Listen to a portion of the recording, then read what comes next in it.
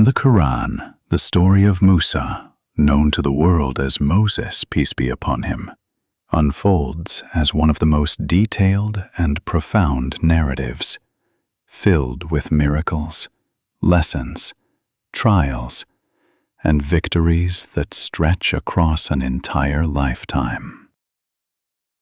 And it begins in the land of Egypt, during the height of Pharaoh's tyranny, where the children of Israel, once honored in the days of Yusuf, had long since become a persecuted people, enslaved, humiliated, and forced into hard labor, building monuments and palaces for a ruler who declared himself divine. And this Pharaoh, arrogant and fearful, was haunted by a dream that a child would be born among the Israelites who would bring an end to his kingdom. And his priests and magicians confirmed his fear, advising him to slaughter every newborn male of the Israelites, while sparing the daughters. And thus began a campaign of terror, in which soldiers stormed homes, seizing infants from their mothers and killing them mercilessly. A decree that turned the Nile into a river of sorrow and drenched the land with grief. But Allah's will cannot be thwarted, and in this climate of oppression, a woman from the Israelites gave birth to a son, her heart trembling with fear that the soldiers would soon discover him. And in her desperation, Allah inspired her directly, as the Qur'an says, "Suckle him, but when you fear for him, cast him into the river, and do not fear nor grieve. Indeed, we will return him to you, and make him among the messengers." And what command could be harder for a mother than to place her newborn child in a basket and entrust him to the flowing waters of the Nile?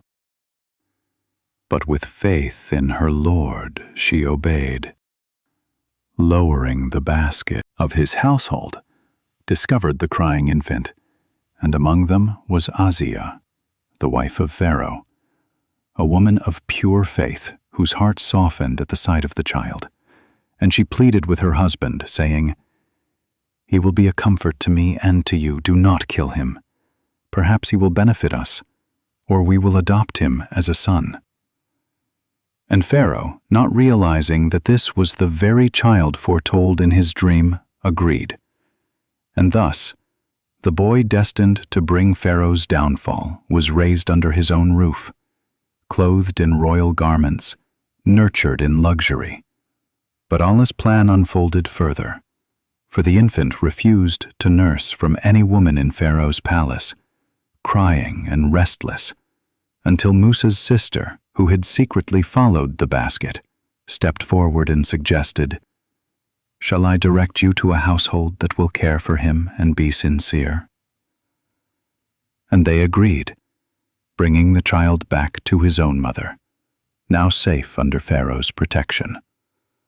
And thus Allah fulfilled his promise, reuniting mother and son, allowing her to nurse him without fear, so she knew the word of Allah was true, while Pharaoh remained blind to the irony that the one he sought to kill was being raised under his care.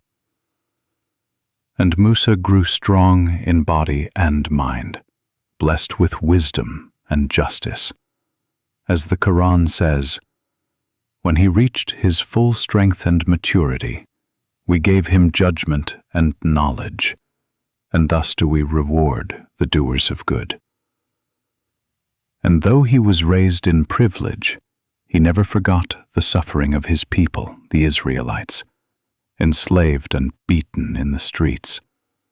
And one day, when the city was quiet, Musa encountered a man from his people fighting with an Egyptian. And the Israelite called for his help. And Musa, rushing to defend him, struck the Egyptian. But the blow was stronger than intended, and the man fell dead. And Musa was horrified, saying, "My Lord, I have wronged myself. Forgive me." Allah forgave him. 28:16. Yet word spread, and soon Pharaoh's court conspired against him. But before they could act, a man from Pharaoh's own court, who secretly believed, came running and warned, "O Musa, the chiefs are plotting to kill you, so leave. Indeed, I am to you a sincere advisor." 28:20. And so Musa fled into the desert, leaving behind the palace where he had been raised, alone and without provisions, wandering toward the land of Madyan, where destiny awaited him. And, exhausted, hungry, and weary, he prayed, "My Lord, indeed I am in need of whatever good you might send down to me." 28:24. And Allah was already preparing relief for him. For by the well of Madyan, he encountered 2 women struggling to water their flock while shepherds pushed them aside. And Musa, moved by justice and strength, helped them draw water, showing his nobility even in exile. And when the women returned home and told their father, the Prophet Shu'aib, according to many traditions, he sent for Musa, offering him safety. And when Musa recounted his story, Shu'aib reassured him, "Do not fear. You have escaped the wrongdoing people." 28:25. And soon Shu'aib offered Musa one of his daughters in marriage, on the condition that he work for him 8 years. And if he completed 10, it would be from his generosity. And Musa accepted, thus beginning years of exile, a time of learning, patience, and building strength, until at last, when his term was complete, he departed with his family. And on the journey through the desert, he saw a fire in the direction of Mount Sinai, and he told his family to wait while he approached, thinking he might find guidance or warmth. But what he encountered instead would remove your sandals, for you are in the sacred valley of Tuwa, and I have chosen you. So listen to what is revealed. 20:11-14. And thus, Musa was commanded to return to Pharaoh, the tyrant under whose roof he was raised, to demand that he release the children of Israel. And Musa, humble and trembling, asked for support. And Allah granted him his brother Harun as a helper, saying, "We will strengthen you with your brother, and we will give you both authority, so they cannot reach you." 28:35. And Musa was given miracles to show Pharaoh, his staff that turned into a serpent and his hand that shone bright. And with this mission, Musa returned to Egypt, the land of his birth, to confront the man who once raised him, but now stood as the greatest tyrant on earth. And so Musa returned to the land of Egypt, no longer the young prince who had once walked the halls of Pharaoh's palace, but now a prophet, chosen by Allah, armed with signs and strengthened by his brother Harun. Yet even as he walked back into the land of his youth, his heart was heavy, for he knew the enormity of the task before him, to face the most arrogant man on earth, who claimed divinity and oppressed thousands, and to demand the release of an enslaved people. And when he and Harun approached Pharaoh, They were commanded by Allah to speak gently, so that perhaps he might be reminded or fear Allah. 20:44. And so they stood in Pharaoh's court, surrounded by ministers, guards, and magicians, and declared with clarity, "We are messengers of the Lord of the worlds, so send with us the children of Israel." 26:16. But Pharaoh mocked them, asking, "Did we not fled from you when I feared you? Then my Lord granted me judgment and made me of the messengers." 26:20-21. But Pharaoh's arrogance swelled, and he asked, "And what is the Lord of the worlds?" 26:23. And Musa proclaimed, "The Lord of the heavens and the earth, and whatever is between them, if you should be convinced." 26:24. And Pharaoh turned to those around him and mocked, "Do you not hear?" 26:25. And again Musa spoke, "Your Lord and the Lord of your first forefathers." 26:26. But Pharaoh sneered, "Indeed, your messenger who has been sent to you is mad." 26:27. And yet Musa stood firm, declaring, "The Lord of the east and the west, and whatever is between them, if you reason." 26:28. And so began a contest between arrogance and truth, power and prophecy. And Pharaoh threatened Musa with prison unless he could produce a sign. And Musa cast down his staff, and it became a living serpent, moving swiftly. And he drew out his hand, and it shone with dazzling brilliance. 26:31-32.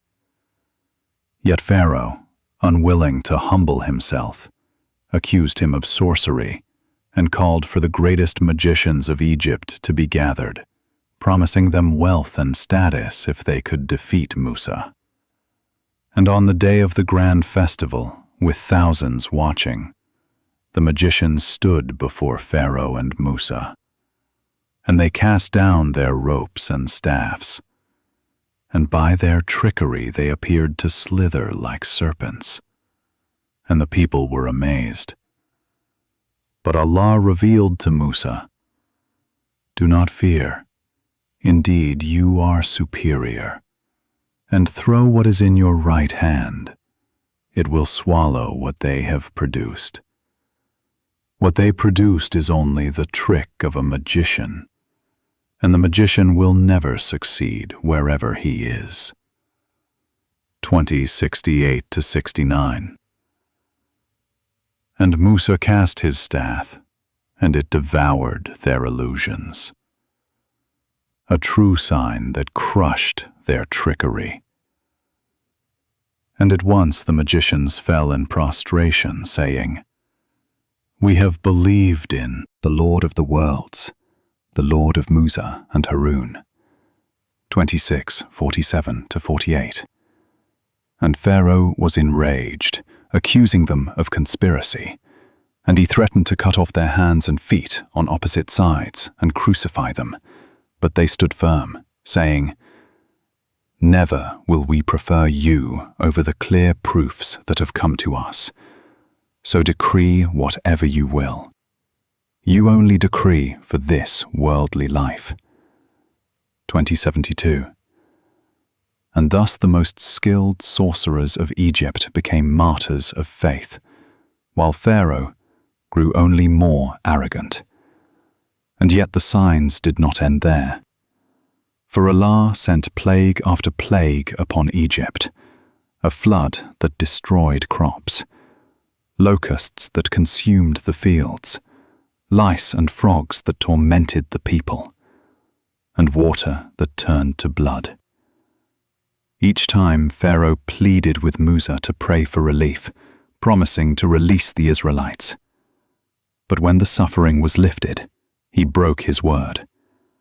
As the Qur'an says, "So we sent upon them the flood, and locusts, and lice, and frogs, and blood as distinct signs. But they were arrogant, and were a criminal people." 7:13-3. And still Pharaoh's heart remained hardened. And at last Allah commanded Musa to take the children of Israel and depart in the night. And so they slipped away, men, women, and children, carrying what little they could, leaving behind generations of slavery. And when dawn broke, Pharaoh realized their escape and gathered his armies, vast legions of chariots and soldiers, and pursued them across the desert. And the children of Israel, seeing the dust clouds of the army behind them and the sea stretching endlessly before them, cried out in fear, "Indeed, we are to be overtaken." 26:61. But Musa stood firm, his faith unshaken, and said, "No, indeed my Lord is with me. He will guide me." 26:62. And Allah revealed to him to strike the sea with his staff, and when he did, the waters split, rising like towering walls with a dry path between, and the Israelites crossed in, or the miracle surrounding them, and Pharaoh's army rushed in after them. But as the last of the Israelites stepped onto the far shore, the waters came crashing down, drowning Pharaoh and his soldiers. And in his final moments, as the waves engulfed him, Pharaoh cried, "I believe that there is no God except that in whom the children of Israel believe. And I am of the Muslims." Yet it was too late. And Allah declared, "Now, and you had disobeyed before and were of the corrupters. So today we will preserve your body so that you may be a sign for those after you. And indeed, many among mankind are heedless of our signs." And thus Pharaoh, once the most arrogant of men, became a drowned corpse, a warning for all time, while the children of Israel stood free at last on the far shore, delivered by the mercy of Allah through the hand of Musa. Yet their journey was far from over, for now they would face trials of their own faith in the wilderness. After the destruction of Pharaoh and his armies, the children of Israel stood free for the first time in centuries, their oppressor drowned before their eyes. Yet freedom brought new responsibilities, and Musa was commanded to lead them into the wilderness, where their faith would be tested and their covenant with Allah established. And soon after their deliverance, they witnessed further signs, for they passed by a people devoted to idols, and said to Musa, "Make for us a god just as they have gods." And Musa rebuked them, "Indeed, you are an ignorant people. Indeed, those who practice idolatry will be destroyed, and their deeds will be in vain." Reminding them of Allah's blessings, yet the seeds of weakness and ingratitude, no prophet before in such intimacy. And he gave him the tablets of the Torah, inscribed with guidance and mercy. But when Musa, filled with longing, asked, "My Lord, "Show me yourself, that I may look at you." Allah replied, "You will not see me, but look at the mountain. If it remains in place, then you will see me." And when his Lord manifested to the mountain, it crumbled to dust, and Musa fell unconscious. And when he awoke, he said, "Glory be to you. I turn to you in repentance, and I am the first of the believers." 7:143. And thus Musa learned that though he was honored as Kalimullah, the one to whom Allah spoke, no created being could bear the vision of the divine in this life. And while Musa communed with his Lord on the mountain, his people fell into chaos. For a man among them, the Samiri, fashioned a golden calf from their ornaments, and it produced a lowing sound. And many of the Israelites turned to it in worship, saying, "This is your God, and the God of Musa." 2088. Forgetting the miracles they had witnessed. And when Musa returned, carrying the tablets, his anger was fierce, and he cast the tablets down and seized his brother Harun by the beard and head. For Harun had been left in charge.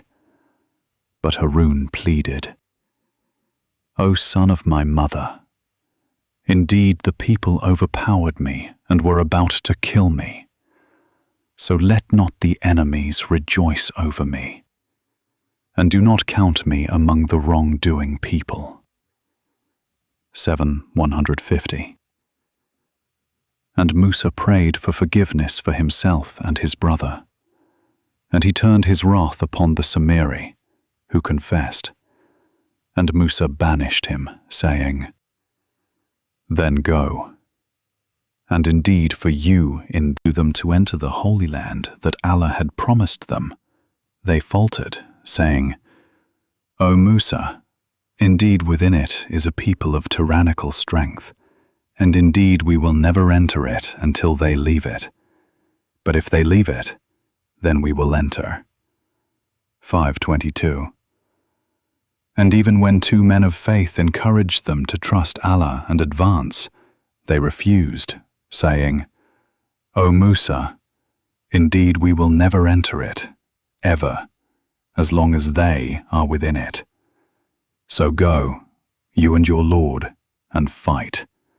Indeed we are sitting right here.' 5:24.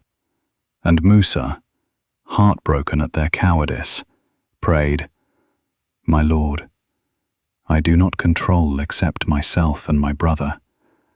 So separate us from the defiantly disobedient people.' 5:25. And Allah decreed that the land would be forbidden to them for 40 years, during which they would wander the desert, a generation of weakness passing away, so that a stronger generation might rise. And in the wilderness, Musa continued to lead them, and when they thirsted, Allah commanded him to strike the rock with his staff, and from it gushed 12 springs, one for each tribe. And when they hungered, Allah sent down manna and quail. Yet still they complained, longing for the foods of Egypt. And they quarreled among themselves, testing Musa's patience endlessly. And once, when some among them demanded to see Allah openly, a thunderbolt seized them, and Musa prayed until they were revived. And another time, when reminded of the Sabbath, some among them transgressed by fishing when it was forbidden, and they were transformed into apes as a punishment. And thus the years in the wilderness were a long cycle of guidance and rebellion, miracles and ingratitude, patience and punishment, with Musa standing as a steadfast leader, interceding for his people, yet weary of their stubbornness. And among these treasures were so great that their keys alone weighed heavily on a group of strong men. And when his people advised him, "Do not exult. Indeed, Allah does not like the exultant. But seek with what Allah has given you the home of the hereafter. And do not forget your share of the world, and do good as Allah has done good to you. And do not desire corruption in the land." 28:76-77. He replied arrogantly, "I was only given it because of knowledge I have," forgetting that all provision comes from Allah. And so Allah caused the earth to swallow him and his house, and the people who once envied him realized that wealth without faith is a curse, saying, "Oh, how Allah extends provision to whom He wills of His servants and restricts it. If not that Allah had favored us, He would have caused it to swallow us." 28:82. And thus lesson after lesson unfolded before the children of Israel. Yet their hearts remained hardened, and Musa, though patient and steadfast, bore the weight of their rebellion with sorrow. As the long years of wandering continued, Musa remained the unwavering leader of the children of Israel, guiding them with patience, though their disobedience weighed heavily upon him. And among the greatest episodes of his life was his journey to seek knowledge from a servant of Allah, more knowledgeable in certain matters than himself. For though Musa was a prophet, Allah wished to show that knowledge is vast and belongs only to him. And so Musa set out with a young companion, carrying a fish as a sign. And when the fish miraculously slipped into the sea at the junction of the two rivers, Musa knew he had reached the place where he would find the servant of Allah. And there he met Khidr, a man granted knowledge of the unseen and wisdom of divine decree. And Musa, to have patience with me. And how can you have patience for what you do not encompass in knowledge? 1867-68. But Musa promised, "You will find me patient, if Allah wills, and I will not disobey you in any matter." 1869. And so they traveled together, and soon they came upon a boat, and Khidr damaged it by making a hole, and Musa objected. "Have you damaged it to drown its people? You have certainly done a grave thing." 1871. But Khidr reminded him of his promise to remain patient, and they continued until they met a young boy, whom Khidr killed, and Musa cried out in horror, "Have you killed a pure soul for other than a soul? You have certainly done a deplorable thing." 1874. Again forgetting his promise. And then they came upon a town that refused them hospitality, yet Khidr repaired a crumbling wall, and Musa protested. "If you wished, you could have taken a payment for it." 1877. And at this Khidr declared their parting, explaining the wisdom behind each action. The boat belonged to poor people, and a king was seizing every good vessel by force, so he damaged it to spare them. The boy would have grown to be a disbeliever and a source of grief for his believing parents, so Allah intended to replace him with one better. And the wall belonged to orphans whose treasure lay beneath, and their father was righteous. So Allah willed that it remain standing until they reached maturity.